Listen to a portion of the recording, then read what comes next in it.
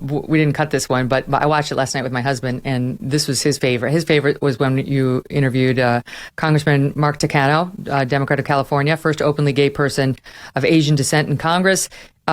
He ended the interview when you started asking about bathrooms, and you could tell he was upset. And he was saying, like, I can't believe you're taking this to the bathroom place instead of focusing on the basic rights of this life. So, like, for you to even bring up, what about women who don't want to see a naked penis in the bathroom or in the locker room? For you to even go there was judged inappropriate. That's not even the proper question. It's about a trans person's need to live a, quote, normal life. Yeah, and I agree with your husband, too, by the way. That was actually my favorite interview to do, just because it was so...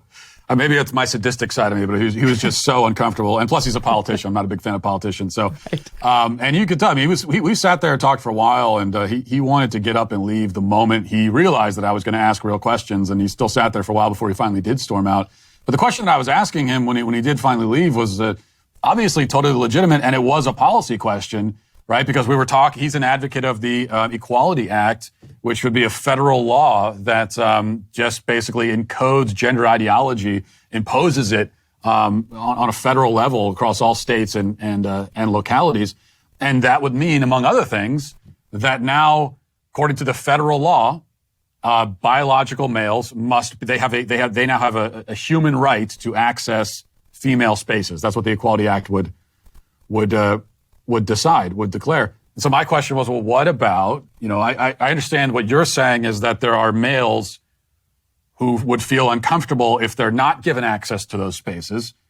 What about the women who are uncomfortable sharing those spaces with males? Like, what about, how do you factor that in? How do you weigh that? Totally fair question. And he didn't want to answer that at all. No. And then they started babbling about, well, really, this is a matter of the right to life. No one is questioning that. No one is saying that trans people don't have a right to live. What we're talking about is, do women have a right to privacy in these kinds of spaces? That's actually the question.